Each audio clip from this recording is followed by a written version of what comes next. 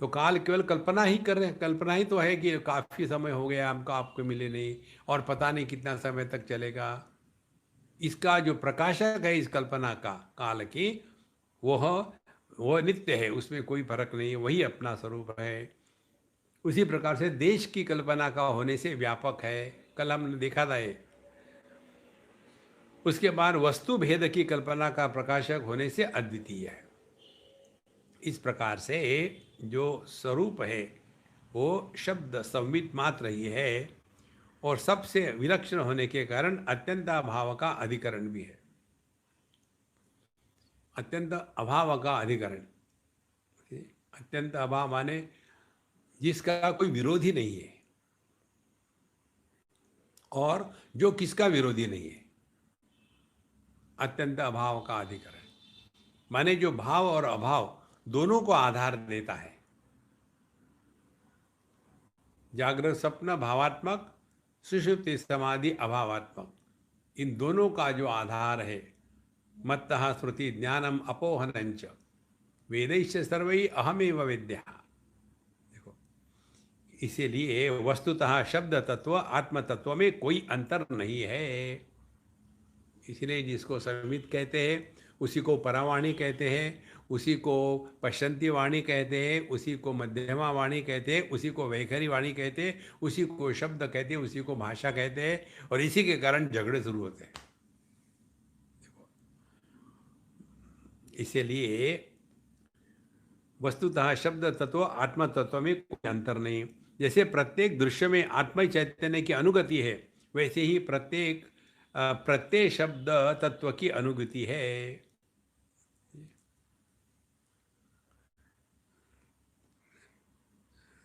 कोई भी प्रत्यय लगाना हो, प्रथमा विभक्ति, द्वितीय विभक्ति, तृतीय विभक्ति, तो उसके पहले कोई शब्द चाहिए ना। बिना शब्द के किसको लगाओगे प्रत्यय। इस प्रकार से कहते हैं शब्दानुगम के बिना कोई प्रत्यय नहीं होता। तो शब्द और उसका प्रत्यय दोनों मिला करके एक अर्थयुक्त शब्द तैयार हो जाता है, और सारा व्यवहार शब्दानुविद्ध है। इसी को लेकर के शब्दानुविद्ध और दृश्यानुविद्ध समाधियों का अभ्यास किया जाता है। शब्दानुविद्ध समाधि का अभ्यास क्या होगा फिर? पहले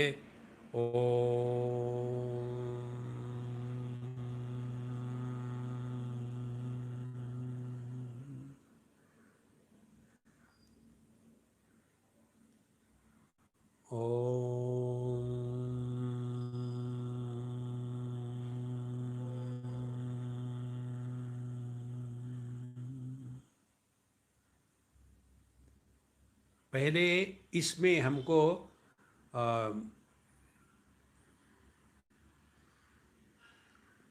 ऐसी क्षमता प्राप्त कर लेनी है कि इस एक शब्द के सिवा अन्य कोई शब्द ना आवे। फिर आप शब्द कोई भी ले लीजिए, सोहम ले लीजिए, ओम लीजिए, हरिओम लीजिए, राम लीजिए, कोई बात नहीं। उसके पश्चात फिर ये शब्द का जो प्रारंभ कहाँ से होता है उधर ध्यान देना है। ओ, कहाँ से शुरू हुआ? ओ,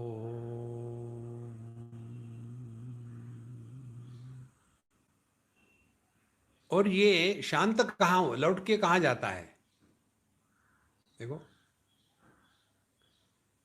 इस प्रकार से जब हम ये शब्द का प्रारंभ और अंत जिसमें होता है वहां जाके बैठेंगे तो फिर ये संसार गायब, और केवल जो शब्दों के परे है, जो शब्द का मूल है, जो शब्द का आधार है, वहां पहुंच जाते, वही अपना स्वरूप है। उपनिषद में जो आता है मयि एव सकलम जातम मयि सर्वम प्रतिष्ठितम मयि सर्वम लयम याति तद ब्रह्मा द्वयम अस्म्यहम्। देखो, कौन कह रहा? आकाश कह रहा है मयि एव सकलम जातम, यह संपूर्ण स्थूल सृष्टि मुझ में ही प्रकट हो गई है। मयि सप्तमी अधिकरण है, सप्तमी विभक्ति में मयि का अर्थ है मुझ में। मेरे से नहीं, वो पंचमी विभक्ति हो जाएगी। देखो, तो मुझ में ही सब कुछ प्राप्त हुआ। मयि एव सकलम जातम, मयि सर्वम प्रतिष्ठितम। ये संपूर्ण स्थूल जगत मुझ में ही रहता है। और मयि सर्वम लयम याति, ये स्थूल जगत जब नष्ट हो जाएगा तो कहाँ जाएगा? मुझ में ही वापस आएगा। देखो महाराज, उसी प्रकार से चित्ताकाश, सभी के सभी शब्द मुझसे ही, मुझ में ही प्रकट होते हैं, मुझ में ही रहते हैं और मुझ में ही वापस आ जाते हैं। और आगे चले तो चिदाकाश, सुवर्ण कहता है सभी के सभी आभूषण मुझ में ही है, मुझसे ही प्रकट होते हैं, मुझ में ही प्रकट होते हैं और मुझ में ही वापस आ जाते हैं।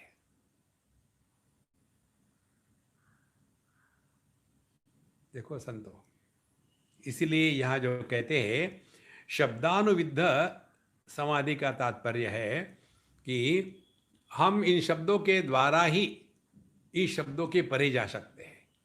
यदि हमारा ध्यान शब्द का प्रारंभ और अंत कहाँ होता है वहां जाए तो। लेकिन हमारा ध्यान कहाँ जाता है? शब्द के अर्थ के तरफ। किसी ने हमको बेवकूफ़ कह दिया तो तुरंत हम पर उसका प्रभाव होता है, क्योंकि उसके अर्थ को हम जानते हैं। और हमको कह दिया कि तत्वमसि, तुम साक्षात ब्रह्म हो, वहां हमारा मन नहीं जाता, क्योंकि तुम ब्रह्म हो इसका अर्थ हमको मालूम ही नहीं। देखो, सारा व्यवहार शब्दानुविद्ध है, शब्द के द्वारा ही सारा व्यवहार चलता है। जहाँ शब्द नहीं वहाँ कोई समस्या ही नहीं। और इसीलिए मौन व्याख्या प्रकटित पर ब्रह्म तत्वम युवानम।